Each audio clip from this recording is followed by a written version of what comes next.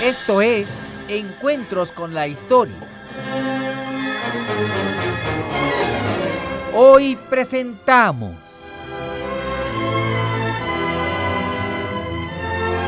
el capítulo 41 de la serie, El Imperio.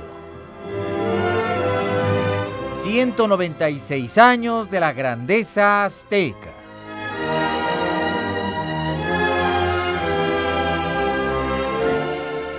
El conocimiento de la historia nos transforma en mejores personas.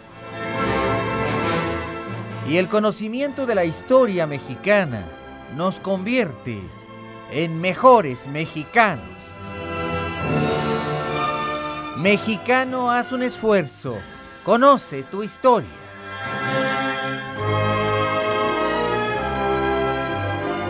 Esta es una producción ejecutiva y general del señor Pedro Manzano.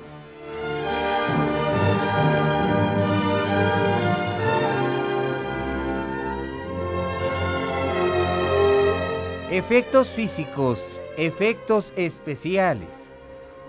Operación técnica, don Jorge Alonso.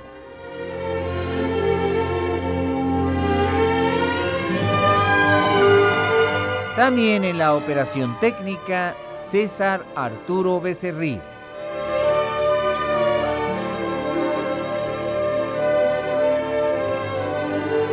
Investigación histórica, investigación musical y musicalización, el señor Felipe Saldívar.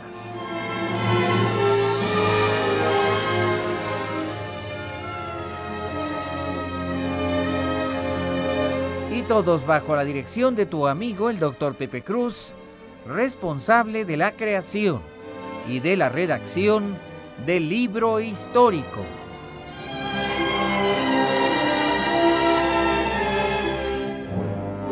Esta es una presentación especial de Radio Centro 1030, calidad en tu vida, y una aportación cultural para todos los mexicanos.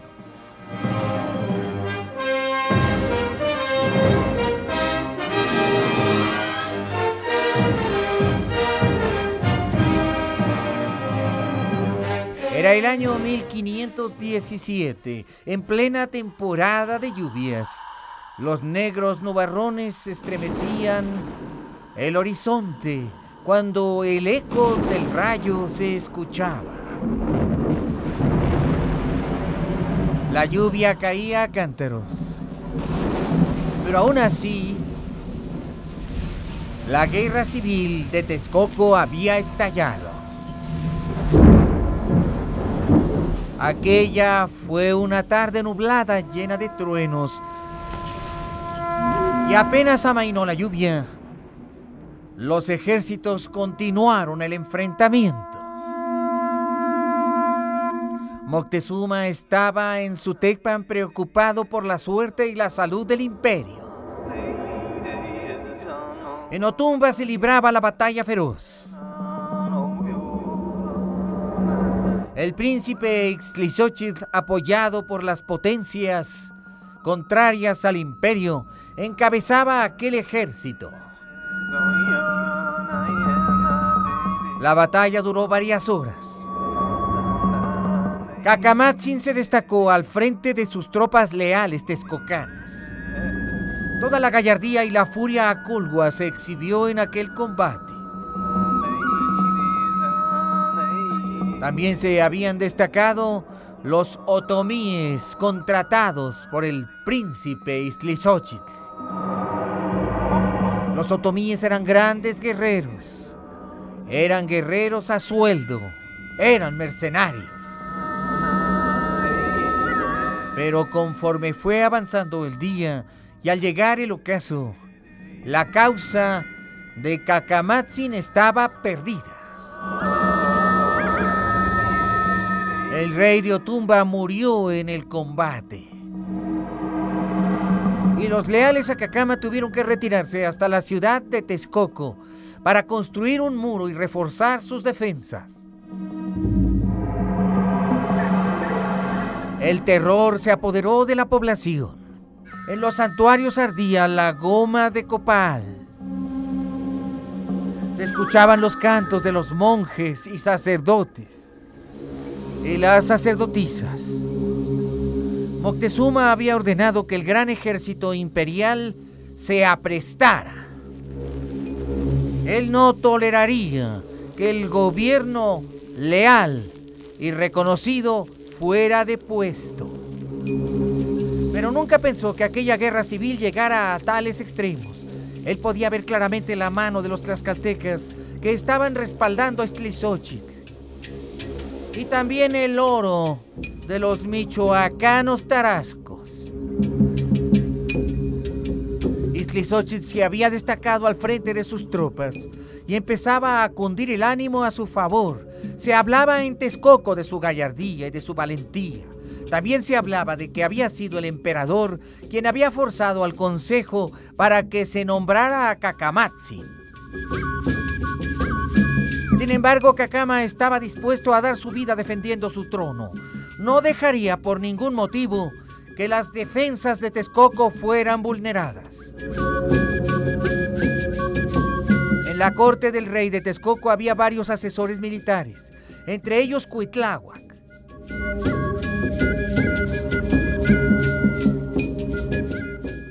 Cacama sabía que si intervinieran las fuerzas aztecas a su favor, eso significaría que podría acusarse de traición a Moctezuma. Sabía que el emperador tendría que ayudarle con bastimentos, alimentos, armas, estrategias, pero no podía intrometerse en aquella guerra civil.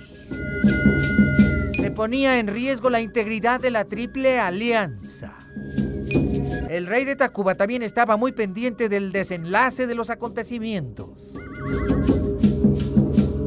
Moctezuma en su Gran Tecpan se encontraba asesorado por todo el grupo militar, empezando por el Gran Tlacatecatl. Las guarniciones de todo el imperio estaban en alerta máxima. Se podía esperar un ataque en Michoacán o quizá en Oaxaca, tal vez en Tlaxcala o, por qué no, en la región de Guatemala. La primera batalla había sido decisiva. Ixtlilxóchitl se proyectaba ahora como un héroe. Había clamores en la misma ciudad de Tlaxcala a su favor. Los tlamatinime filosofaban al respecto, diciendo que la guerra entre los dos hermanos sería nefasta para Texcoco. Pero también temían que el único beneficiado de aquella guerra fuera Moctezuma. En la corte de Acolhuacan se temía que de debilitarse demasiado el ejército de Texcoco, después los aztecas podrían tomarlos por sorpresa y convertirlos en vasallos. Asesorado por sus consejeros, Cacamatzin escuchó pacientemente lo que le decían. Mira bien, rey, si te enfrentas totalmente contra tu hermano, si tu ejército se desangra demasiado, entonces los aztecas podrían sorprendernos y ya una vez destruidos, podrían incorporarnos al imperio. Recuerda que Moctezuma recientemente tuvo conductas sospechosas. Recuerda que no ayudó a tu padre cuando se enfrentaba a los de Tlaxcala. No confíes demasiado en el emperador. Por supuesto que él quiere ver a Texcoco humillada.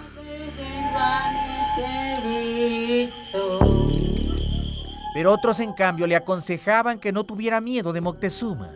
A Moctezuma no le convenía debilitar a Texcoco, porque eso significaba también debilitar al imperio. Cacama, confundido, llegó al momento de no saber qué pensar. Pero nadie quería una guerra atroz, así que Cacamatzin decidió hacer concesiones a su hermano.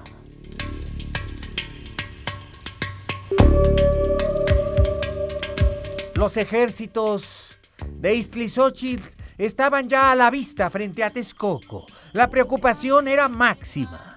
El enorme campamento arrastraba quizá 20 o 30,000 hombres. La ciudad estaba en estado de sitio. Los mercados no habían abierto, las escuelas estaban cerradas, la ciudad de las 200 bibliotecas estaba llena de angustia. Aquella ciudad llamada la Atenas del Nuevo Mundo temía por su suerte. Las fuerzas de Cacama eran superiores, su ejército duplicaba fácilmente al de Iztlizóchitl. Convenía que los dos hermanos pactaran y se arreglaran. En teoría, el emperador también estaba por un acuerdo, por un arreglo. Así que Cacamatzin dio el primer paso y envió a sus embajadores al campo de Iztlizóchitl. Él ofrecía dividir los tributos del imperio en 3 partes. Si eran 3 los hermanos que tenían derechos, Cacamatzin estaba dispuesto a repartir el tributo entre los 3. Esto significaba prácticamente dividir el imperio texcocano en 3 regiones de influencia. Si Iztlizóchitl aceptaba, esto significaba que habría paz y no guerra. Cacamatzin vio salir a sus embajadores, 4 príncipes del más alto rango. Fueron recibidos con honor en el campo de Iztlizóchitl y finalmente extendieron su palabra al gran príncipe guerrero.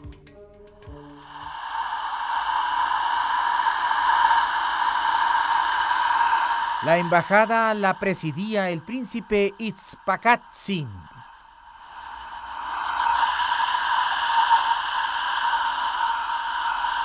Y habló así a Iztlizóchitl: Gran príncipe Acolhua,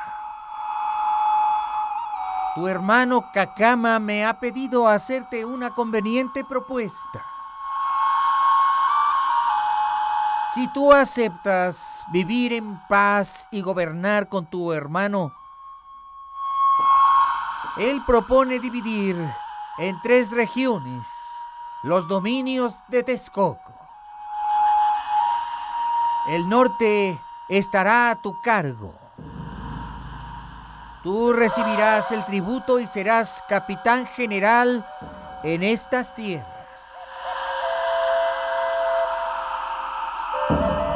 Toda la región del Gran Zimapán quedará bajo tu custodia y cuidado, y gobernarás como señor y príncipe. Mientras que tu hermano Coacnacotzin recibirá las extremas tierras del sur, en la región de Amecameca y Chalco. También la provincia de Cuautla se le cederá a tu hermano. Mientras que tu hermano, por el que disputas, Cacamatzin, será gobernante de Texcoco y su zona de influencia. Se evitará la guerra y los 3 hermanos podrán regir en perfecta paz. Y sobre todo la sangre de los texcocanos, hermanos entre hermanos, no se vertirá. Ya que nuestros sacerdotes piensan que enfurecidos nuestros dioses podrían abandonarnos, si es que los 3 hermanos no pactan. También se dice que el alma de tu padre, el gran Netzahualpili, está en zozobra y ha hablado a los oráculos proponiendo este equilibrio y este pacto entre familia.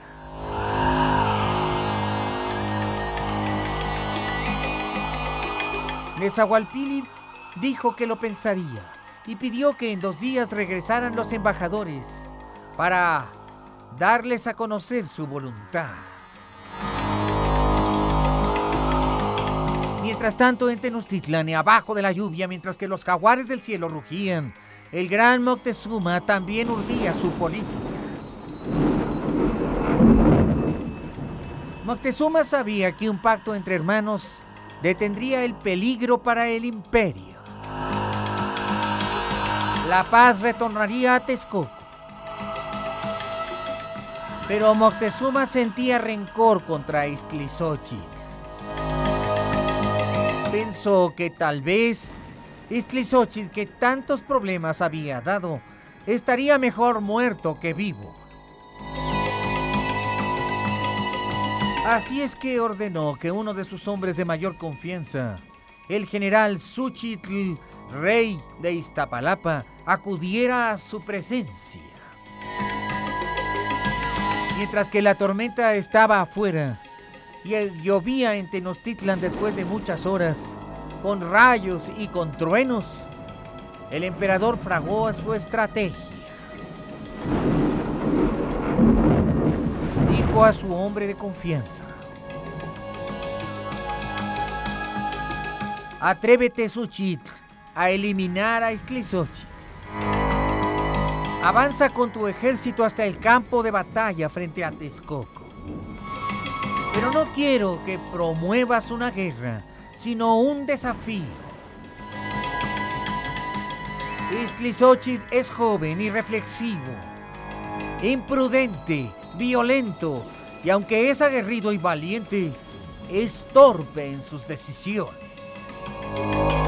Cuando estés a la vista del campo de batalla, rétalo a un duelo. Que sea un duelo limpio entre dos hombres, que nadie de ambos ejércitos se entremeta. Y después mátalo, porque su inmadurez puede poner en riesgo la estabilidad del imperio. Tal vez acepte el trato que le propone mi sobrino Cacamatzin, pero ¿cuánto tiempo estará en paz? ¿1 año? ¿Quizá 2 o 3? ¿Cuánto tardará nuevamente en alzarse en armas contra Cacama para generar más estabilidad, más caos? Por lo tanto, ve y enfréntalo, rétalo, y cuando muerda el anzuelo, mátalo. Pero asegúrate de que sea una pelea limpia, que sus propios hombres vean que no ha habido dolo. Por lo tanto, Xóchitl, de lo que requiero es de tu valor guerrero. Tú eres el mejor de mis capitanes, el más feroz de mis gladiadores. Estoy seguro que tú podrás matarlo limpiamente, para que nadie acuse a Moctezuma. Que sea un reto entre dos hombres, entre dos héroes. Dime, Xóchitl, ¿cumplirás mis deseos?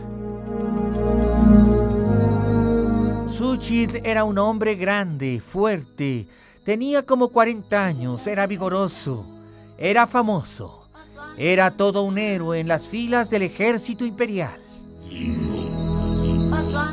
En aquellos tiempos, de acuerdo al código de honor de los guerreros azteca y acolgua, un reto o un desafío tenía que ser aceptado como obligación. Si aquel héroe azteca retaba a su adversario de manera limpia a un duelo abierto o a muerte, Ixtlilxóchitl, el gran príncipe, estaba obligado a dar la cara y batirse con su enemigo. Las órdenes de Xóchitl eran claras. No podría bajo ninguna circunstancia involucrar al emperador. Aunque cayera cautivo, él tendría que cerrar sus labios, porque si no, provocaría una confrontación política que dividiría al imperio.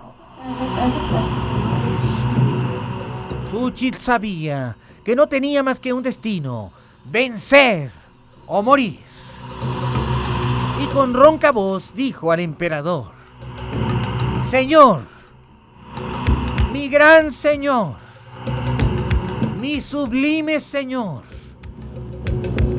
Y después llevó el dedo índice de la mano derecha a su boca y tocó el piso. Y postrándose ante el emperador le dijo: serás servido y tu deseo se cumplirá. Solamente había una persona presente, el gran Tlacatecatl del imperio. Moctezuma había hecho salir hasta a su gran Cihuacóa. Xóchitl avanzaría con un ejército azteca solo de observadores a corta distancia, cerca del campamento de Iztlizóchitl, y ahí le retaría a duelo.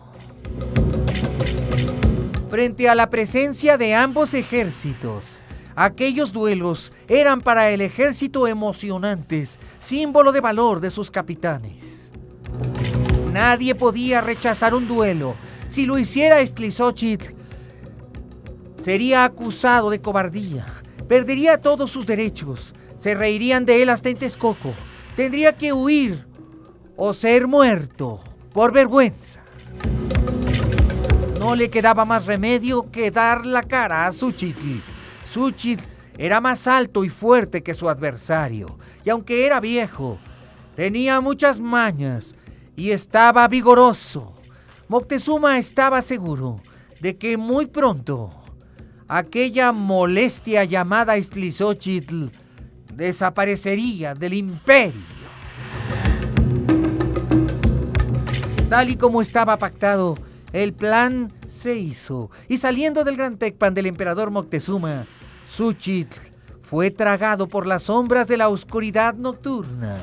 Se embarcó en el gran embarcadero real y se le transportó hasta la otra orilla del lago, en donde su ejército le aguardaba cerca de la ciudad de Otumba, en un sitio llamado Xaltocan. Vamos a mensajes.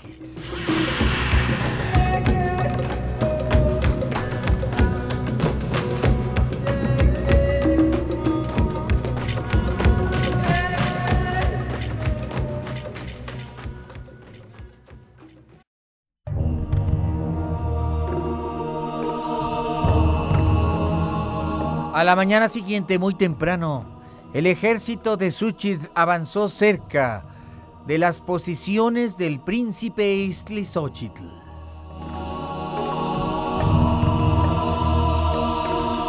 Texcoco todavía estaba fortificada.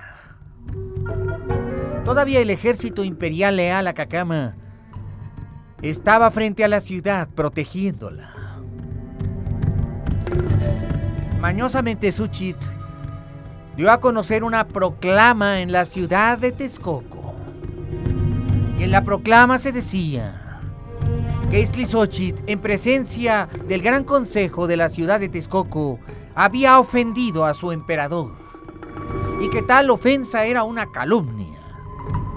Había responsabilizado al gran emperador de la muerte del supremo señor Nezahualpil.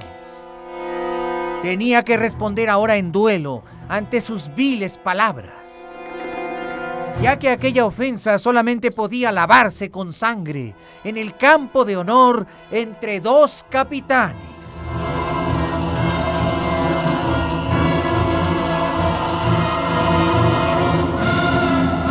Muy pronto la noticia corrió por toda la ciudad de Texcoco y después por todo el imperio. Ambos hombres eran admirados. Aquel gallardo duelo encendía e inflamaba los corazones de los soldados, que querían ver aquella pelea por el honor del emperador.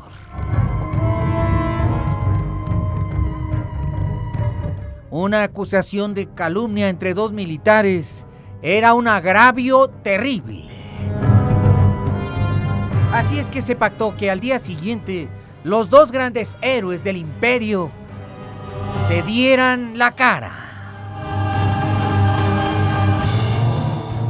Aquella mañana Tonatiuh asomó, y aunque era plena temporada de lluvias, no había nubes en el firmamento. Y el sol refulgía como nunca.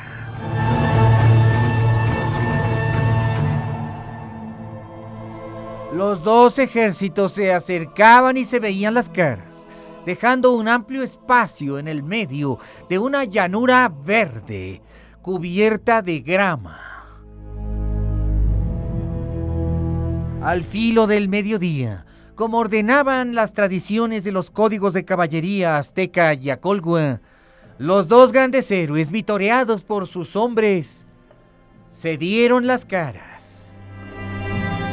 No llevaban atavíos de combate, sino atavíos de realeza.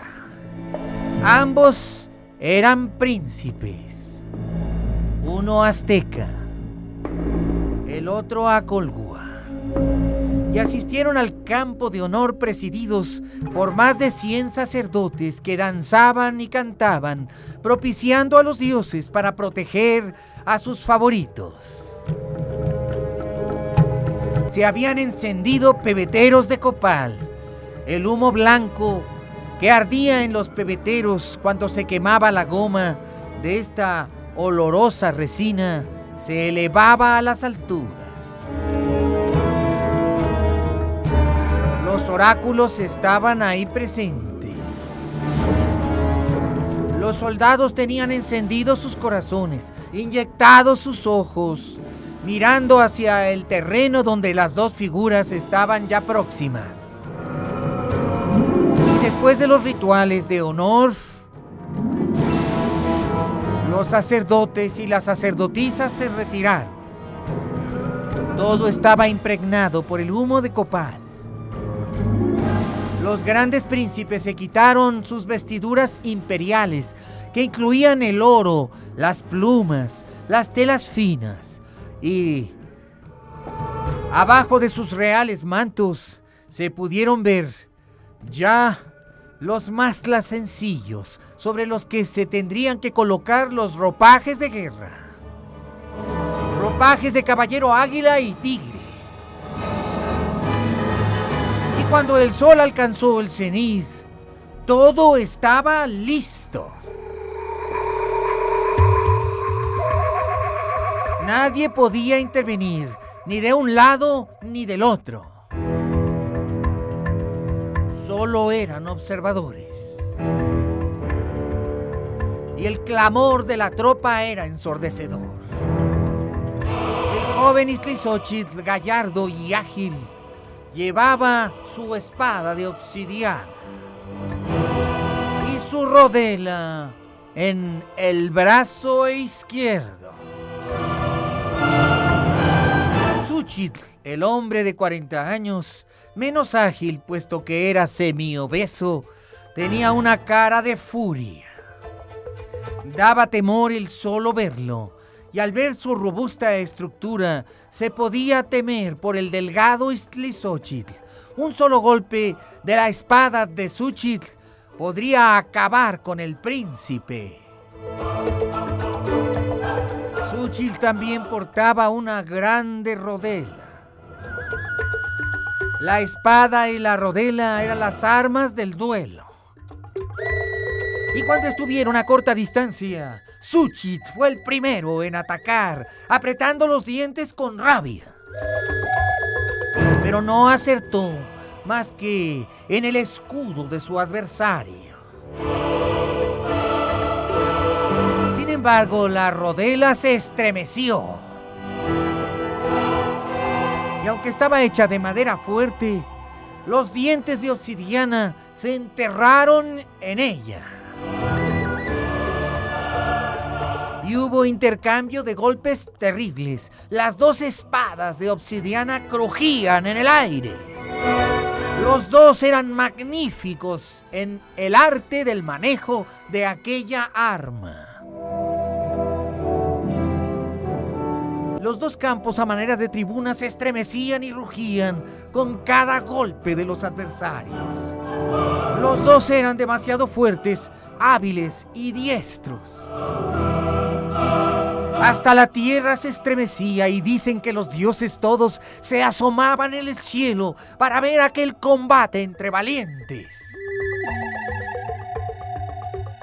Xóchitl tenía fama de ser diestro, sobre todo en los golpes de izquierda, y lo demostró.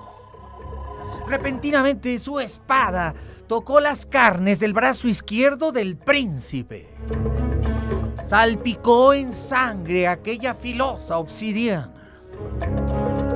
Pareciera que el príncipe estaba gravemente herido, pero como un león enojado, inmediatamente contraatacó, desgarrando parte de la armadura de Xóchitl. Mientras que el combate tenía lugar en aquel campo verde, en Tenochtitlan, el emperador esperaba la noticia. Él anhelaba poner fin a la vida de Ixtlilxóchitl. Los hechos de la política son oscuros.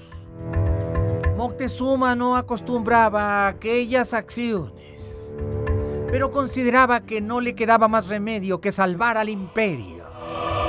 Y un rebelde siempre era un rebelde. Y un necio siempre era un necio. El emperador aquel día había suspendido toda audiencia, sus propios alimentos. Estaba en una cámara solamente con su Cihuacóa y el Tlacatecatl. Y repentinamente se levantó y miró por una ventana del Gran Tecpan, dirigiendo su vista al norte. Él sabía que más allá de los lagos, más allá de las aguas plateadas, del otro lado del gran cerro del Tepeyacac, se estaba librando una feroz batalla entre dos hombres considerados héroes. Y mientras tanto, en el campo de batalla, continuaba el acecho que había durado ya más de 30 minutos entre ambos rivales. Ambos estaban ya a estas alturas tintos en sangre.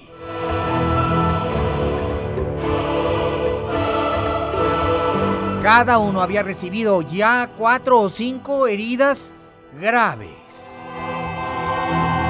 Pero el odio de Ixtlilxóchitl contra Moctezuma mantenía su agresividad.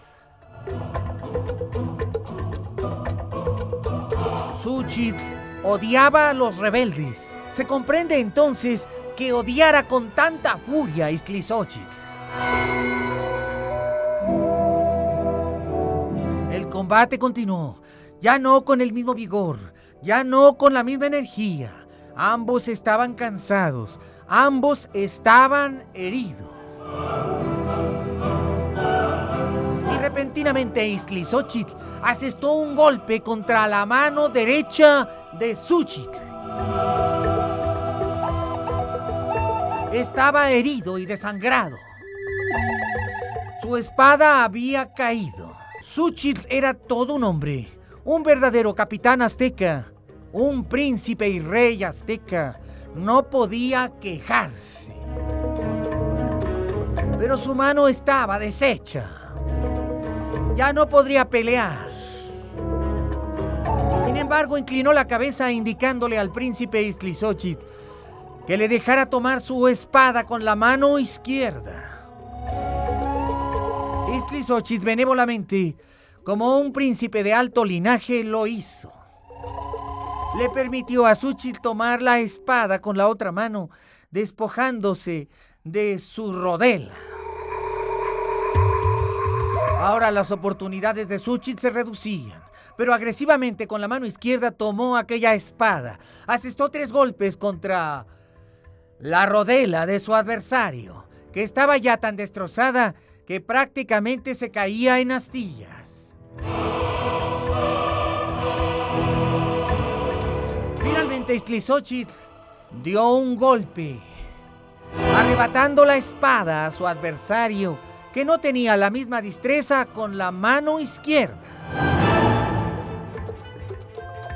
Se escuchó un gemido entre los aztecas. Y ahora vamos a mensajes.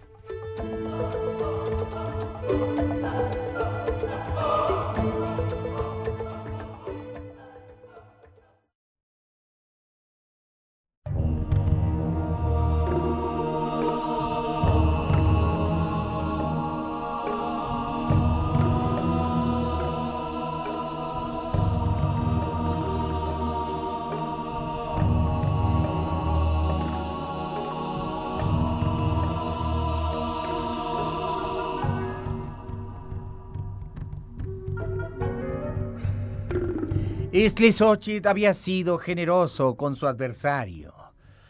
No en balde era un héroe de guerra.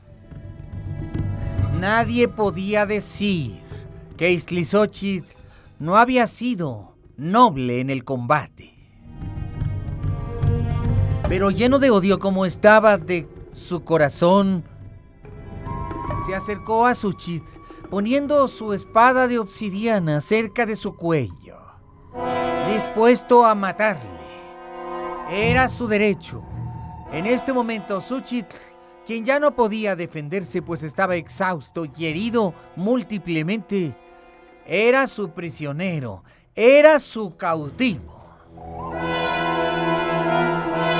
En ese momento podía llevarlo a Texcoco y sacrificarlo en un templo.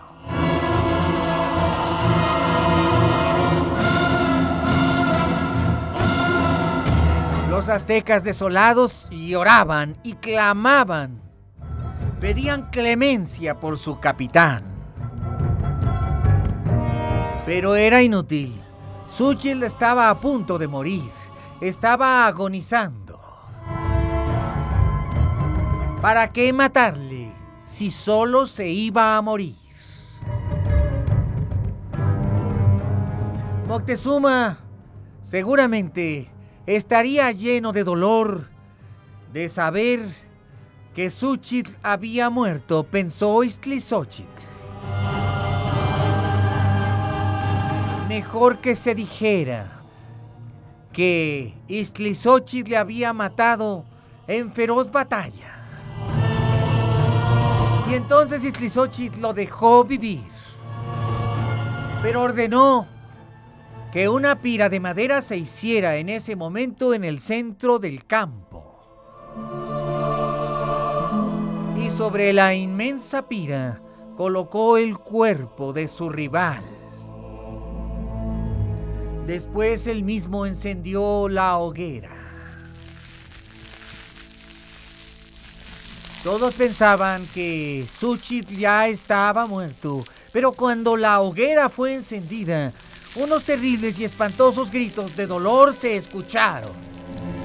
Era Xóchitl que aún no había muerto. Aquel fue su espantoso final. Y los aztecas se retorcían de horror sin poder hacer nada. Finalmente, Ixtlilxóchitl se retiró victorioso y aclamado por sus hombres del campo de batalla. Los aztecas desesperados trataron de acercarse a Xóchitl para auxiliarlo, pero ahora sí, ya estaba muerto. Lo dejaron arder en aquella pira. Era solamente su cadáver. Esa era la venganza de Ixtlilxóchitl. Y ahora, ante los ojos de todos los presentes, Ixtlilxóchitl se había convertido en un gran héroe, en un increíble y poderoso capitán, en un magnífico guerrero, despiadado y terrible. A su corta edad, Ixtlilxóchitl era ya famoso. Pero los aztecas, llenos de rabia, expresaron su cólera, maldiciendo a Texcoco y a Ixtlilxóchitl.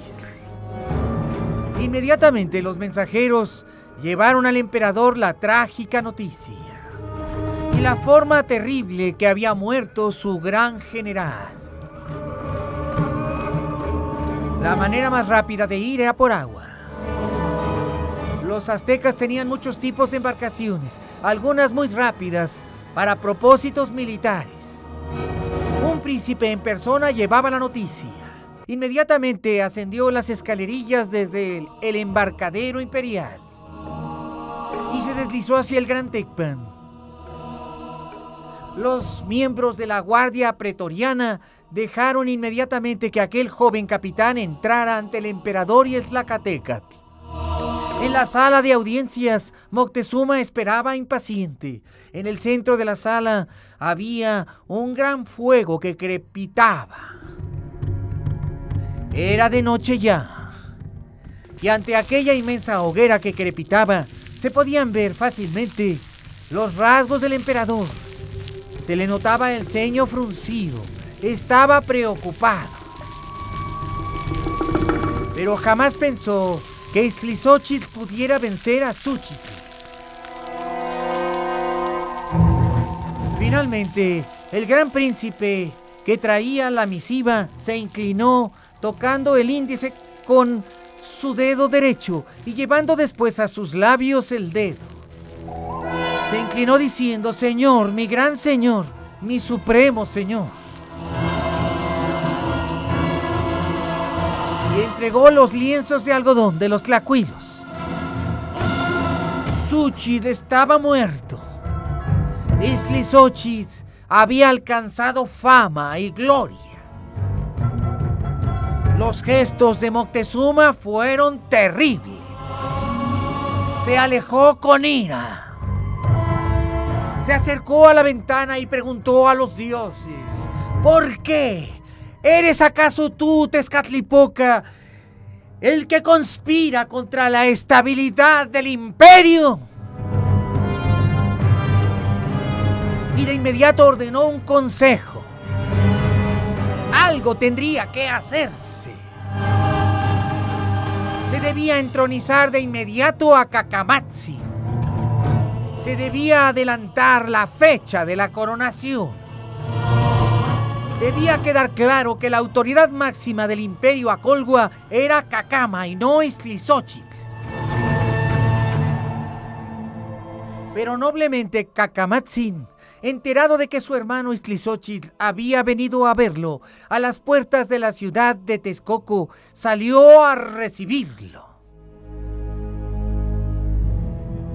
Y mientras que Moctezuma, lleno de ira, reunía a su consejo en Tenochtitlan, a las puertas de la ciudad de Texcoco, los hermanos se encontraron. Ixtlilxóchitl no sabía a qué atenerse, se estaba exponiendo a una traición, pero él confiaba en la bondad de Cacama. Era tonto, pero no era malo, pensaba. Y Cacamatzin, con una reverencia, se inclinó ante él y le dijo: bienvenido seas, noble príncipe. Bienvenido seas, porque en este momento mi padre, que nos ve desde el cielo, no anhela otra cosa que un abrazo entre hermanos.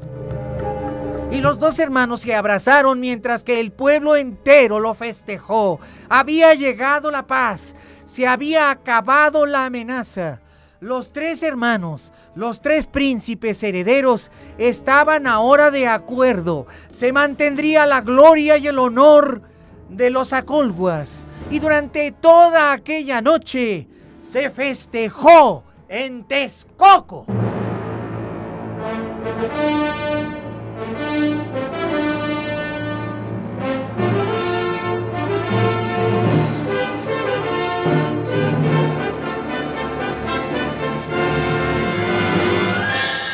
Gracias. Muchas gracias por haber estado con nosotros. En el capítulo 41 de la serie, El Imperio, 196 años de la grandeza azteca.